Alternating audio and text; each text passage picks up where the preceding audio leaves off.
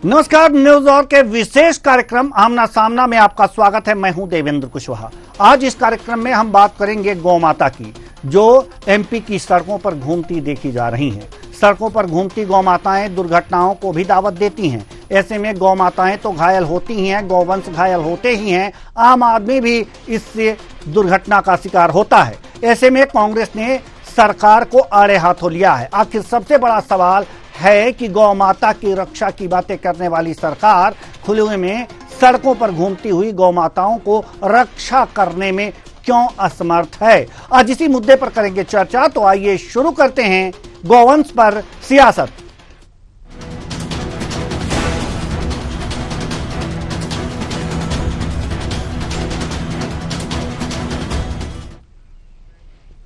कांग्रेस का कहना है कि सरकार गौ माता के नाम पर चुनाव जीत जाती है और फिर उन्हें भूल जाती है। अब तक मध्य प्रदेश में दुग्ध संघ के चुनाव नहीं हुए हैं। किसानों को गोवंश के रखरखाव का पैसा नहीं दिया जा रहा है, ना ही उन्हें दुग्ध की पर्याप्त राशि प्रदान की जाती है। यही कारण है कि प्रदेश में लगातार गौ माता सड़कों पर रहने को मजबूर हैं। सरकार को गौवंश पर राजनीति करने के जगह सच में उनकी चिंता करनी चाहिए। सुनिए।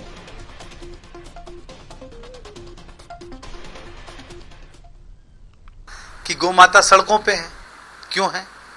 ये एक बड़ा प्रश्न है। और गाय के नाम पर सरकारें तो बना ली। 20 साल से भारतीय जनता पार्टी की सरकार मध्य प्रदेश के अंदर है और हमेशा धर्म के नाम से राजनीति भारतीय जनता पार्टी करती है। वो गौ माता की बात करने वाले हैं। लेकिन ये बताइए कि कमलनाथ जी के समय कितनी गौशालाएं खुली और 3.5 साल में आपने कितनी गौशालाएं खुली? 1000 से ज्यादा गौशालाएं कमलनाथ जी ने खोली थी। आप बताइए, हिसाब दीजिए कि 4 साल में आपने कितनी गौशालाएं खोली। जहां तक ये गाय हैं, क्योंकि दूध का भाव नहीं मिल रहा है और अब आप कह रहे हैं कि हम दूध के ऊपर बोनस देंगे। पहले सरकारी समितियों से लोग जुड़े हुए थे, लेकिन प्राइवेट डेयरीज को, प्राइवेट कंपनीज को, प्राइवेट ऑर्गेनाइजेशन को बढ़ावा देने के लिए आपने सरकारी समितियों को सरपास कर दिया। भोपाल दुग्ध संघ का चुनाव नहीं करवा रहे हैं आप लगातार कई सालों से। अब कम से कम गौ माता के नाम की राजनीति बंद करके वास्तुवत उनकी सेवा करने का आप कोशिश करें, ताकि वास्तविक जब आप सेवा करेंगे तो ही जनता को उसका लाभ मिल पाएगा, अन्यथा यह समस्या ऐसी की ऐसी ही रहेगी। लखन पटेल ने गोवंश को लेकर चिंता व्यक्त की है। उन्होंने कहा है कि लोगों का गाय के प्रति भाव कम हो गया है। मंत्री के अनुसार पालतू गायों को भी लोग सड़क पर छोड़ रहे हैं, जिससे सड़कों पर गायों की संख्या बढ़ रही है। मंत्री जी का कहना है कि लोगों को गायों के महत्व और उनकी देखभाल के प्रति जागरूक करना आवश्यक है। इस समस्या का समाधान के लिए प्रदेश में 10 वन्य विहार बनाए जाएंगे, जो 300 से 500 एकड़ के होंगे, ताकि वे सड़क पर न रहें और उनकी उचित देखभाल हो सके। सुनिए। लोगों को जागरूक भी करना पड़ेगा, क्योंकि आजकल देखते गाय सड़क पर ज्यादा दिख रही है। मतलब मुझे स्वीकार करने में कोई दिक्कत नहीं, हम लोग कोशिश भी कर रहे हैं, उसके बाद भी लोगों ने बिल्कुल सहयोग करना ही छोड़ दिया। अपनी पालतू गाय को भी रोड पर छोड़ रहे हैं।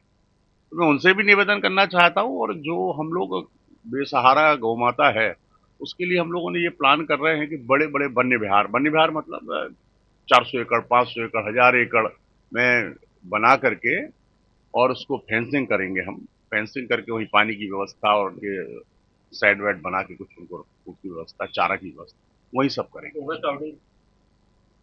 तो एक तरह से कहा जा सकता है कि मध्य प्रदेश की सड़कों पर घूमती हुई गौ माताएं वास्तव में इस बात की चीख चीख करके गवाही देती हैं कि वास्तव में जो सरकार ये कहती है कि हम गौवंश की रक्षा करेंगे, उसकी कथनी और करनी में अंतर है। हालांकि सरकार ये नहीं मानती। वो कहती है कि हम लगातार प्रयास कर रहे हैं और गौ माता के संरक्षण और संवर्धन के लिए काम कर रहे हैं। हालांकि अगर जो ये बात देखी जाए तो देश में यह पहला राज्य मध्य प्रदेश होगा जहां पर कुछ साल पहले गोवंश के लिए एक अलग मंत्रालय की व्यवस्था की गई थी, जिसमें कई विभाग थे।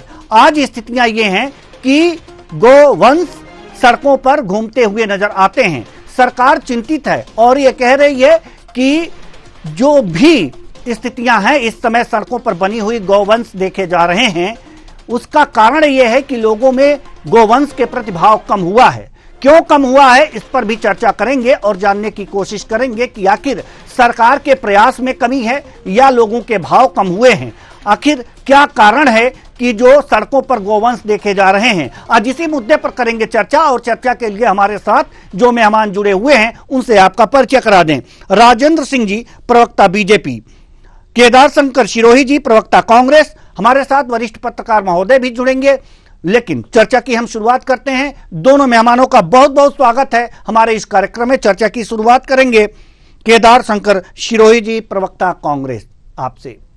सवाल यह है केदार शंकर शिरोही जी कि बातें तो आपकी सही हैं, कांग्रेस की बातें सही हैं कि सरकार गौ संवर्धन, उनके संरक्षण की बातें करती है, लेकिन उस पर सफल नहीं हो पाई है। ये आप जी उस पर सफल नहीं हो पाई है, इसका कारण आप बता सकते हैं क्यों सफल नहीं हो पाई है? इच्छा शक्ति सर जी, अगर भारतीय जनता पार्टी की इच्छा शक्ति हो, देखिए सरकार एक ऐसा ताकत होता है विश्व में, उसके लिए असंभव नाम की कोई चीज नहीं है सर। जो जहां तक मुझे समझ है जी, अगर सरकार अपनी इच्छा शक्ति बना ले तो ये काम उनके लिए मिनटों का है। ऐसा तो है नहीं कि सरकार के पास फंड नहीं है, ऐसा नहीं है कि सरकार के पास सिस्टम नहीं है, ऐसा नहीं है कि सरकार के पास अभ्यारण्य की जगह नहीं है, ऐसा नहीं है कि सरकार कानून नहीं बना सकती है।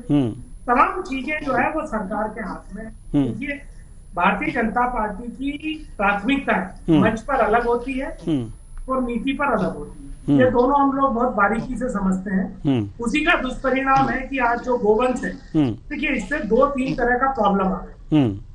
एक तो जो गोवंश है वो परेशान है, रोड पे सर आए दिन एक्सीडेंट हो रहे हैं, बड़ी चोट लगी हुई गोवंश मिलती है।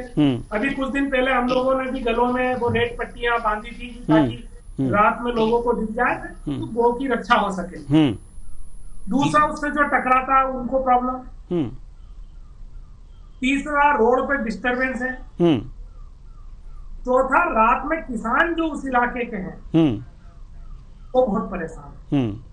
200 का जो टोला होता है, 50 का जो टोला होता है, एक गरीब किसान जो 2-3 एकड़ का है ना सर, उसके खेत में अगर चला जाता है तो उससे उसको दुख होता है। वो ना मुझे होगा, ना आपको होगा, ना ये भारतीय जनता पार्टी को, नहीं हर किसान को होगा, हर किसान को होगा। अगर आप किसान हैं और आपके खेत में आपकी फसलें नष्ट हो जाती हैं और पशु नष्ट कर देते हैं तो बड़ी दिक्कत होती है सर। इसलिए और किसान हम आपकी भावनाओं को समझते हैं केदार शंकर शिरोही जी। सर उसमें मामला ये है, छोटा किसान होता है, पूरी लागत लगा के बैठा होता है, 1 साल का उसका मार लगता है, बहुत ही खराब स्थिति में आ जाता है वो किसान। वो अपनी पीड़ा नहीं कह सकता ना, तो कहे भी तो किसको कहे, सही बात। मारने से भी कोई फायदा नहीं है। बिल्कुल, वो तो जानवर है, उसको तो समझ भी नहीं है कि ये बड़ा है छोटा है, इसका नुकसान हो गया तो उसको भी कह नहीं सकता। पर ऐसी स्थितियों के कारण बहुत लोग परेशान होते हैं। तो सरकार की प्राथमिकता है, इसको राजनीतिक चश्मे से ना देखें, मैं तो ये कहता हूँ मानवीय दृष्टिकोण से भी देख लें इसको। तो सरकार को सबसे पहले ये करना चाहिए, जब आपने गौशालाएं बन रही है, गौशालाओं में छुड़वाइए। आपने कान पे टैग लगा रखे हैं, जिन मालिकों की उनको आइडेंटिफाई करके उनके ऊपर फाइन लगाइए। अगर किसी ने छोड़ रखी है तो भाई उसके ऊपर एक दल बनाइए। जब आप 2 लाख लोगों को, अपनी भारतीय जनता पार्टी के लोगों को रोजगार देने के लिए जनता तो इसमें आप बैठाने की तैयारी कर रहे हो, अजी ये पुण्य काम कराइए ना। जो जरूरी है आज मध्य प्रदेश में, गो सेवा करिए, गो को रखवाइए। सर पॉलिसी में प्रॉब्लम है। अभी कहा कि हम 20 रुपया 40 रुपया दे रहे हैं, गांव में इंडिविजुअल को करवा दीजिए इसको कि भाई 2-2 गाय, 1-1 गाय रख लीजिए। सर आज की तारीख में गोबर है, छोटे गोबर गैस चालू हो गए, घर में आप खाना बना सकते हो। मेरे हम लोगों के यहाँ, मैं बहुत छोटा था तब से ही मतलब गोबर गैस की टंकी एक ही लगती होगी शायद साल भर। जी बिल्कुल बिल्कुल, पूरा काम गोबर गैस से हो जाता है। इधर नहीं गोबर गैस का ही बढ़ावा दे दीजिए, अभी गोवंश को लोग पालने लगेंगे। जी जी, बिल्कुल बिल्कुल सही बात कह रहे हैं। ठीक है ठीक है ठीक है। राजेंद्र सिंह जी, प्रवक्ता बीजेपी, हमारे साथ जुड़े हुए हैं, आपसे भी जवाब ले लें कि गौ संवर्धन, गौ संरक्षण की बात तो सरकार करती है लेकिन कर नहीं पाती है। कहाँ कमी रह जाती है, ये जरा बता दीजिए। कहीं ना कहीं कमी तो रह जाती होगी, कहाँ कमी रह जाती है? देवेंद्र जी, निश्चित तौर पर गोवंश का संरक्षण हम सबकी नैतिक जिम्मेदारी है। इस बात को हम स्वीकार करते हैं, चाहे मैं हूं या शिरोही जी हों या कोई भी आम लोग हों, हम सबकी आस्थाएं गोवंश के साथ जुड़ी हुई है। ये कोई राजनीतिक मुद्दे की बात नहीं है। दूसरी बात महत्वपूर्ण यह है कि अगर हम इसके थोड़ा सा टेक्निकल जाएंगे, इसको आप राजनीतिक तराजू मत तोलिएगा, लेकिन कहीं ना कहीं ये पिछले 20 साल से ज्यादा हम देख रहे हैं कि सड़कों पर गोवंश आ रहा है। इसका एक मूल कारण में अगर जाएंगे तो पहले हर गांव में छोटे घास की जमीन होती थी जिसको हम चरनोई भूमि कहते थे, जो ग्रामीण क्षेत्र में एक अलग बड़ा हिस्सा होता था हर पंचायत, हर गांव में, जो गोवंश के लिए रहता था, जिसपे खेती नहीं की जाती थी, छोटे घास की सरकारी जमीन। माननीय दिग्विजय सिंह की सरकार आई तो उन्होंने चारनोई भूमि का अधिग्रहण करके उसकी बंदर बांट की, लोगों को बांट दिया, तो चारनोई भूमि ग्रामीण क्षेत्र में लगभग खत्म हो गई। शिरोही जी, हंसने की बात नहीं, ये टेक्निकल बात बता रहा हूँ आपको। मैंने इसलिए कहा इसको राजनीतिक तराजू पे न तोलें। हाँ ठीक है, ये भी एक नहीं, ये भी एक कारण हो सकता है। एक बड़ा कारण है कि हर ग्रामीण क्षेत्र में जो एकड़ों में जमीन होती थी गोवंश के लिए, आज वो आपने खत्म कर दी, उसकी लोगों को बांट दी। अब चूंकि गोवंश को चरने के लिए जब जरूरत पड़ती है, वो एरिया कम पड़ता है, तो वो फिर कहीं ना कहीं छूट के, क्योंकि इस समय खेती बहुत रहती है तो खेत में भी नहीं जा सकती, तो लोग हाँक देते हैं, तो सड़कों पे आ जाती है। क्योंकि सड़क एक सूखा क्षेत्र रहता है, उनके लिए भी गोवंश को लगता है कि भाई हमारे लिए ये ज्यादा मुफीद जगह है जहां पर वो। तो निश्चित तौर पर ये मैंने एक बताया आपको टेक्निकल कारण, लेकिन साथ में मैंने ये भी कहा है कि गोवंश का संरक्षण हम सबकी नैतिक जिम्मेदारी है, जिसके लिए सरकार भी प्रयासरत है। अभी मैं सुन रहा था, हमारे माननीय मंत्री जी भी कह रहे थे कि इसके लिए भी प्रयास किए जा रहे हैं। उन्होंने बहुत बेतकल्लुफी से ये चीज स्वीकार भी की कि निश्चित तौर पर सड़क पर गोवंश आने से जो दुर्घटनाएं होती है, न सिर्फ गोवंश के लिए बल्कि आम लोगों के लिए भी वो खतरनाक है, जानलेवा भी हो जाती है। कई बार उनसे एक्सीडेंट होते हैं तो सिर्फ गोवंश के नुकसान नहीं होता, जनहानि भी होती है। तो इसमें कोई राजनीतिक वो नहीं है। तो ये बात कहीं न कहीं मानना पड़ेगी कि हम सबकी नैतिक जिम्मेदारी भी है और इसके लिए सरकार के लिए कारगर कदम उठा भी रही है। गौ संवर्धन बोर्ड भी बना हुआ है जो काम कर रहा है, लेकिन एक साथ कोई चमत्कार नहीं हो सकता। जैसे मैं आपकी ब्रीफिंग में सुन रहा था कि कांग्रेस के प्रवक्ता कह रहे थे कि चुनाव नहीं हुए दुग्ध संघ के, तो कमलनाथ जी के समय 15 महीने हुए थे, चुनाव नहीं हो पाए थे, कोई उसमें नियुक्तियां नहीं हो पाई थी। तो अभी तो डॉक्टर मोहन यादव जी के नेतृत्व बनी सरकार को उससे तो कम ही समय 8 महीने ही हुए हैं, जबकि वहां तो 15 महीने गुजर गए थे। तो कुछ चीजों में प्रक्रिया में समय लगता है, क्योंकि दुग्ध संघ सहकारिता से जुड़ा हुआ एक बड़ा पार्ट है। तो जब सहकारिता के चुनाव होंगे, निश्चित तौर पर दुग्ध संघ के भी चुनाव होंगे और उससे किसानों का प्रतिनिधित्व भी बढ़ेगा। जी बात सरकार जी राजेंद्र सिंह जी, आपने बड़ी चतुराई से इस बात को गोल कर गए कि जो समस्याएं हैं ना सड़कों पे गोवंश की, वो शहरों में ज्यादा बनी हुई हैं। उसका एक कारण मैं और बताता हूं आपको देवेंद्र जी। चूंकि नगर पालिका नगरीय क्षेत्रों में एक हाका दल होता है हर नगर पालिका क्षेत्र में, तो नगर पालिका, नगर निकाय या जो नगर पंचायतें हैं, जब शहरी क्षेत्र में ये गाय आती तो इनको हाका दल पकड़ता है और इनको कायदे में छोड़ के आता है बाहर जंगली क्षेत्र। लेकिन वो जब छोड़ के आता है, जैसे मान लीजिए एक उदाहरण के लिए नर्मदापुरम नगर पालिका ने पकड़ा और वो जाके मिटघाट के जंगलों में छोड़ के आते हैं गोवंश को, लेकिन चूंकि जंगल के अंदर वो रह नहीं पाते, कीचड़ ईचड़ ज्यादा रहता है, नमी ज्यादा रहती है, तो गोवंश जो है उसके कारण सड़क पे आ जाते हैं। तो चूंकि नगरीय क्षेत्र में हाका दल लगातार काम करता है, वो वहां से कर देता, तो नगरीय क्षेत्र या जो शहरी क्षेत्र उससे लगे हुए जो हाईवे हैं उन पर निश्चित तौर पर ज्यादा ये दिखती है। इसका मैंने कहा कि ये कोई इसका जो टेक्निकल कारण है वो भी मैंने आपको बताया। इसको गोल करने की बात नहीं थी, शायद मैं सुन नहीं पाया था क्योंकि वॉइस कम आ रही थी। चलिए कोई बात नहीं, कोई बात नहीं, हम आपकी बातें अच्छी तरह से सुन रहे हैं और आपसे जवाब भी लेंगे। अच्छा, केदार शंकर सिरोही जी कुछ कहना चाह रहे हैं, अपनी बात आप रख लीजिए, उसके बाद हम वरिष्ठ पत्रकार एल द्विवेदी जी के पास जाएंगे। जी सर देखिए, इनके पास एक ही चीज है, दिग्विजय सिंह जी, दिग्विजय सिंह जी। थोड़ा लाउड बोलिए सिरोही जी, आपकी आवाज नहीं आ पाती। अरे सुन तो लो सर, अरे सर सुन लो। ठीक है, ठीक। मैं आप लोगों अरे तो सुनाई नहीं दे रहा जब बोल रहा हूँ कि आपकी आवाज थोड़ा लाउड बोलिएगा। आप जरा तेज बोलिए, सर को सुनाई नहीं दे रहा है, ये बातें कह रहे हैं। जी मैं ये कह रहा हूँ, मैं भारतीय जनता पार्टी के झूठ से बहुत परेशान हूँ, टेक्निकली परेशान हूँ। बिना हाथ पैर की बातें करते हैं। और चरनोई भूमि ठीक है, आप सरकार में आया तो आप 20 साल से कौन से फुटाने बेच रहे हो, हटा लेते ना। गोरक्षा तो आपके लिए प्राथमिकता थी सर। पहले कांजी हाउस हुआ करते थे। सुनिए, अरे ये तो सरकार कुछ भी कर सकती है। बुद्धिजीवी मानता हूं तो इस तरह की बात करें कि आपकी सरकार आई, आप वापस ले लेते, तो मतलब आपने एक बार बांट दी, बंदर बांट कर दी, अब उनसे वापस कैसे लिया जा सकता है? ये बंदर बांट नहीं हुई है जिस तरीके से। बिल्कुल बंदर बांट हुई थी। आज तक उस मामले में आप गांव में जाइए, देखिए किस तरह की बंदर बांट की दिग्विजय सिंह ने। ये नफरत जमीनें खत्म कर दी सरकारी। आपको चिढ़ है ना गरीबों से, आप तो गरीबों को नीचे ही रखना चाहते हो ना, उनके घर में छत नहीं हो, वो रहे नहीं, गरीब को गरीब नहीं। आज मोदी जी दे रहे हैं, गरीब को मकान भी दे रहा है, सबका मकान दे रहा है। अरे 2.5 लाख रुपए की सब्सिडी दे रहे हैं। गरीब को गरीब रखने की बात नहीं हो रही है, गरीबी का स्तर होता है।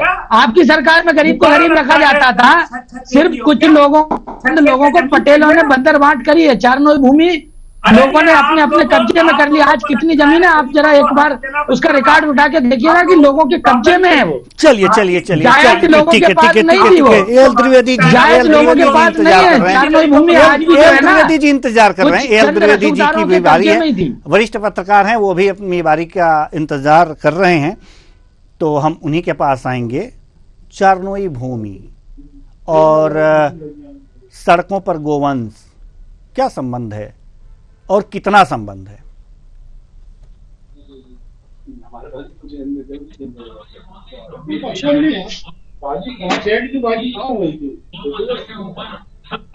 राजनीतिक दल सियासत करता है और किसी प्रकार होता है, लेकिन आप देखिएगा जो प्रकरण है, जो विषय है, वो पैसा चला रहा है कई वर्षों से। कहीं ना कहीं गौ माता के लिए हर सरकार को कार्य की पैसा, लेकिन केंद्र सरकार में पूर्ण बिल आया, लेकिन मैं पास नहीं हो पाया, और उसके बाद उसमें कई संशोधन हुए और ये लोकसभा में आ पाया। गौ माता के ऊपर जो दिक्कतें होती है उसको। चलिए द्विवेदी साहब, आपकी आवाज प्रॉपर नहीं आ पा रही है, तो बात समझ में नहीं आ रही, हम आएंगे आपके पास। जी केदार शंकर सिरोही जी, आप कुछ कह रहे थे, जारी रखिए। सर मेरा ये कहना है, पुरानी चीजों पे आरोप लगाने से समस्या का समाधान नहीं होगा। भाई 20 साल से आप हो, पहले सर मैं भी छोटा था, मुझे याद है मैं 6-7 क्लास में 10th में आ गया होगा, तब की बात है। 94 क्यों 96 की बात। तब तक कांजी हाउसों में ढोरवेल हम देखते थे, कहीं रोड पे नहीं दिखते थे। 2000 तक, 2003, 4, 5 तक मुझे तो कहीं कॉलेज में थे तब तक हमको जानवर दिखते नहीं थे, हमारे गांव में भी। अब हमारे गांव में भी पिछले 5-7 साल से दिख रहे हैं। उधर के इधर भगा दिए, इधर के उधर भगा दिए। दिन भर पूरा गांव जो है वो परेशान है। एक गांव में इधर उत्तर का किसान है, वो दक्षिण की तरफ छोड़ाता है, दक्षिण का पूरब की तरफ, पूरब का पश्चिम की तरफ, फिर पश्चिम का है वो उत्तर की तरफ छोड़ाता है। दिन भर इधर से उधर, और वो रात में परेशान होते हैं। भाई जब आपके पास खंड है, हजारों एकड़ का आपके पास अभ्यारण्य है, जंगल है बड़े बड़े, संख्या बहुत ज्यादा हो चुकी है, इनको पकड़िए, उनको उसमें रखिए। गौशालाएं मध्य प्रदेश में बहुत सी बन गई है, भूसा नहीं है सर, आदमी नहीं है, उनको रखने की जगह नहीं है। आज सबसे बड़ी प्रॉब्लम आती है, गौशाला में पशुओं के सड़े हुए शव मिलते हैं। भाई जब इतना खर्चा कर रहे हो, इसकी तो जिम्मेदारी आप दिग्विजय सिंह जी को नहीं दोगे ना। कि वो दिग्विजय सिंह जी नहीं आके देखें। ये काम तो मोहन यादव को ही करना पड़ेगा ना। और आप कह रहे हैं कि वो आप जवाब भी सुन लीजिए, जवाब भी सुन लीजिए। क्या थे जी राजेंद्र जी, अब जवाब शिवराज जी क्या थे? सिरोही जी भारतीय जनता सुन लीजिए, आप सुन लीजिए, सुन लीजिए, जवाब सुन लीजिए, जवाब सिरोही जी की समस्या ये सुनते नहीं है।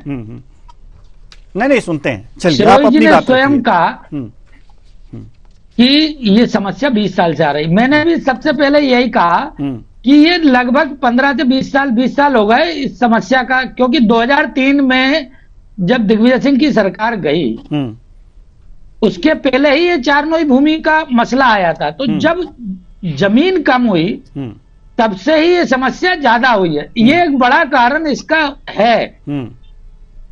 अब जो अभयारण्य बनाए गए हैं उनको भी डेवलप किया जा रहा है, लेकिन हर जगह ये अभयारण्य नहीं बन पाए। तो सरकार अपने काम कर रही है। गौ संवर्धन बोर्ड भी बना है।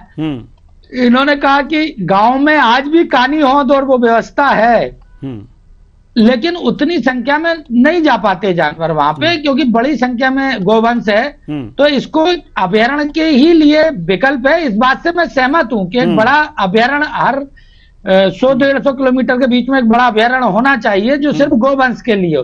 तो ये मैं बताना चाह रहा था। इसके लिए सरकार प्रयास भी कर रही है। शाजापुर के पास शायद एक गोवंश अभयारण्य बनाया भी गया था। शिव चौबे जी जब गौ संवर्धन बोर्ड के अध्यक्ष थे पिछली सरकार में, तब वो बन गया है और उसको और डेवलप किया जा रहा है और वहां व्यवस्थित है भी। तो निश्चित तौर पर, लेकिन साथ में इस चीज को मानना पड़ेगा देवेंद्र जी कि हम सब लोगों की भी नैतिक जिम्मेदारी है, कृषक की भी है, क्योंकि ग्रामीण क्षेत्र में कृषक जो है उनकी भी थोड़ी सी नैतिक जिम्मेदारी है कि गोवंश को अगर लग रहा है कि वो उपयोगी नहीं है तो भी उसको अपने घर में रखें, अपने बाड़े में रखें। उसके लिए कवर्ड टीन शेड भी डाल सकते हैं, लेकिन थोड़ी सी इस चीज की जागरूकता की कमी है। इस बात को भी सिरोही जी स्वीकार करें या ना करें। जी बिल्कुल। हमारे साथ जागरूकता भाजपा देगी। धन्य चलिए, गायों में भी जागरूकता भाजपा देगी। अरे जागरूकता क्यों नहीं है? आज कर रहे हैं ना यार। हर चीज सरकार के जिम्मे नहीं कर सकते सिरोही जी, कुछ चीजें हमको भी करना चाहिए। अगर गोवंश में पाल रहा हूँ, गाय का दूध ले रहा हूँ, उसको खुला छोड़ना मेरा काम नहीं है। सरकार अपना काम कर रही है, लेकिन अगर गाय दूध नहीं दे रही मैं उसको छोड़ दूंगा तो इसके लिए नैतिक रूप से मैं जिम्मेदार नहीं हूं क्या? अरे किसान, हर चीज के लिए सरकार का मुंह नहीं देखा जा सकता। ये आप कर सकते हो क्योंकि आपके पास कोई काम नहीं है कांग्रेसियों के पास। हर चीज के लिए सरकार को जिम्मेदार ठहरा देते हो। वो छोड़ देते हैं।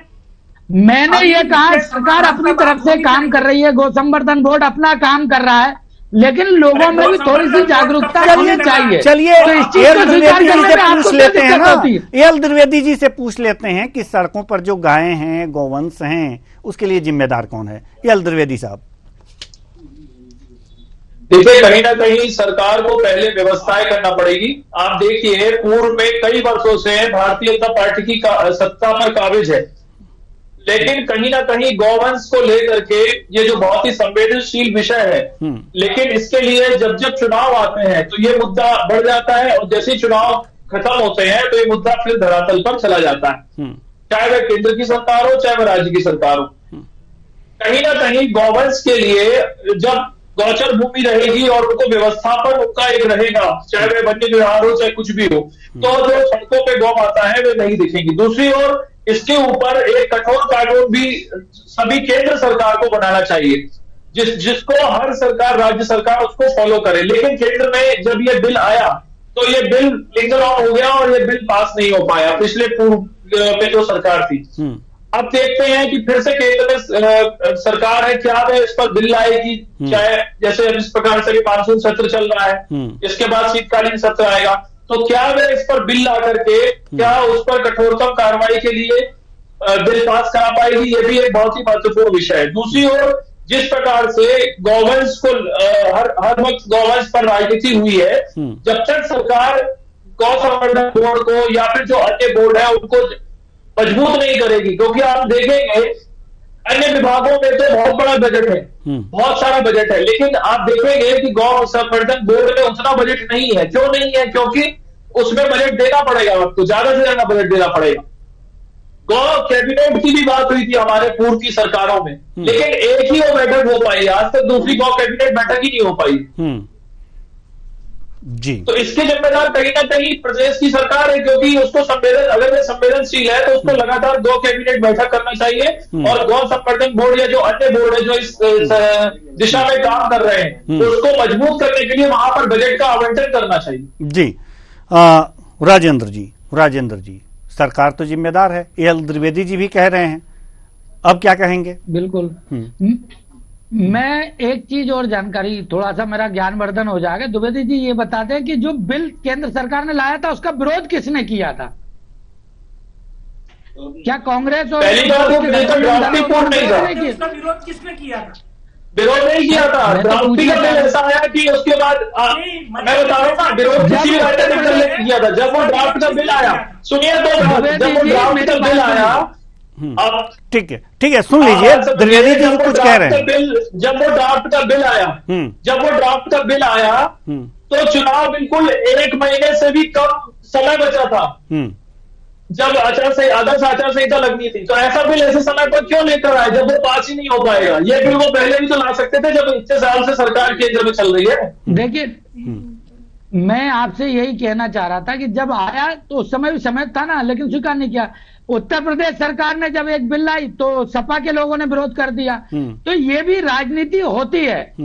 मैं यही कह रहा हूं कि गो संवर्धन की अगर बात करें, सरकार की जिम्मेदारी की बात, तो विपक्ष को भी तो सहयोग करना चाहिए ना। अगर कोई अच्छा, आप खुद कह रहे कठोर कानून, मैं आपको पूरे विश्वास के साथ कह रहा हूं, केंद्र सरकार अगर गोवंश के संवर्धन और संरक्षण के लिए कोई कानून लाएगी और कठोर कानून लाएगी तो आप देखिएगा उस दिन इंडी गठबंधन खड़ा हो जाएगा विरोध में।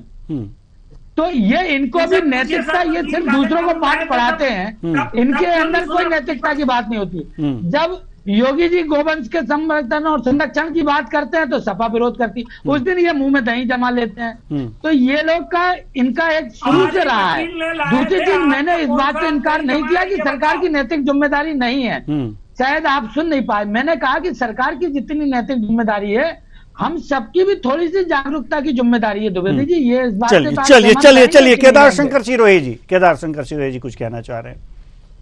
सर, मध्य प्रदेश में आरिफ अकील जी लेके आए थे बिल, भारतीय जनता पार्टी वालों ने कौन सा दही खा लिया था? बकरी का खाया था कि भैंस का खाया था? उस दिन अगर गाय के दूध का खाया होता तो एहसान चुकाते ना ये। उस दिन उसके पहले आपने गौ संवर्धन बोर्ड का कितना विरोध किया? दिल्ली में जा रहा है, सुन लीजिए ठाकुर साहब, सुन लिया करिए थोड़ा सा। ये 3 काले कानून लाए, आप भी सुन लिया करें। इसका कोई रोड़ा ही नहीं दिखा। यहाँ से वहां तक बुलेट ट्रेन की तरह वो 3 काले कानून पास कर दिए खेती के। अरे भाई जी, आपको जब कुछ करना हो तो सब कुछ है, तो जब आपके मन में प्रॉब्लम है तो विपक्ष पे ढेर डाल दो। अब ये बताओ, 2-3 तरीके हो सकते हैं इनके। एक तो अभ्यारण्य बनाओ, इनकी जनसंख्या मानव की जनसंख्या की तरह कंट्रोल करने का सिस्टम बनाओ, डॉक्टरों की नियुक्तियां करो, पूरा पैसा दो। इस बात से सहमति जता चुका हूं मैं। इस बात के लिए मैंने कहा कि सरकार भी प्रयासरत है, अभ्यारण्य बना रही है। चलिए ऐसा नहीं है कि चलिए, ठीक है। अब हमारे पास समय नहीं है ना, हमारे पास समय नहीं है। एल द्विवेदी जी के पास जाना चाहते हैं। एल द्विवेदी कमलनाथ सरकार ने कौन सा अभ्यारण्य बना दिया था? चलिए एल द्विवेदी जी, इसके लिए जो अब सरकार प्रयास कर रही है अभ्यारण्य बनाने के लिए, वन विहार बनाए जाने की जो बात की गई है कि 10 वन विहार बनाए जाएंगे, 300 से 500 एकड़ के होंगे, क्या पर्याप्त है या कुछ और भी करना चाहिए सरकार को? देखिए, बिल्कुल निश्चित तौर पर इस प्रकार के वन्य अभ्यारण्य बनना चाहिए, लेकिन पहले जमीनी स्तर पर पूरे डेटा को इकट्ठा करना चाहिए कि कितने गौवंश जो निराश्रित हैं, जो सड़कों पे घूम रहे हैं, ऐसा एक सरकार के पास डाटा होना चाहिए और उसके आधार पर ये गौ अभ्यारण्य बनना चाहिए। अगर गौ अभ्यारण्य बन भी रहे हैं तो जल्द से जल्द इनका काम पूरा होना चाहिए। ऐसा नहीं कि सिर्फ इसकी एक घोषणा हो जाए और आने वाले 2 साल 3 साल तक ये अभ्यारण्य बनते ही रहे। अगर आपको वन्य अभ्यारण्य बनाना है तो जल्द से जल्द इसका काम लगा करके, इसका कार्य करके जल्द से जल्द इसको बनाना पड़ेगा, तब कहीं जाकर के गौवंश का संरक्षण और संवर्धन हो पाएगा। और दूसरा मेरा फिर वही क्वेश्चन है कि जो इस क्षेत्र में संस्थाएं या जो इस क्षेत्र में बोर्ड या जो इस क्षेत्र में निगम या जो लोग इस पे कार्य कर रहे हैं, उसमें भी कहीं ना कहीं बजट का ज्यादा से ज्यादा आवंटन किया जाए उन विभागों में, जिससे उसका संरक्षण और संवर्धन अच्छी प्रकार से हो पाए। चलिए, तो अभी कुछ और करने की जरूरत भी है, साथ ही साथ जागरूकता की भी जरूरत है। फिलहाल समय नहीं है, नहीं तो इस चर्चा को और आगे बढ़ाते। बहुत बहुत धन्यवाद तीनों मेहमानों का, आप आए और अपने अपने विचार साझा किए। तो गौवंश पर सियासत हो रही है। सियासत इसलिए भी हो रही है कि सड़कों पर गौवंश टहल रहे हैं, दुर्घटना के शिकार हो रहे हैं, और दुर्घटना जब हो रही है तो व्यक्ति भी दुर्घटना के शिकार हो रहे हैं। ऐसे में इनके लिए जो वन्य विहार बनाने की सरकार की योजना है, वास्तव में सचमुच ही एक अच्छी योजना है। और लेकिन इसके साथ साथ, जैसा कि अभी हमारे वरिष्ठ पत्रकार महोदय ने कहा कि डाटा कलेक्ट करने की भी आवश्यकता है कि कितने गोवंश हैं और कितनी जगह चाहिए, ये सारे डाटा उपलब्ध होने चाहिए। उसके बाद अभयारण्य यानी कि वन्य विहार बनाए जाएं और वहां पर इन गौवंशों को छोड़ा जाए, जिससे कि ये अपनी जिंदगी जी सकें, सड़कों पर ना आए, दुर्घटना के शिकार ना हो और दुर्घटनाएं ना हो। फिलहाल इस कार्यक्रम में इतना ही। मुझे दीजिए इजाजत। नमस्कार।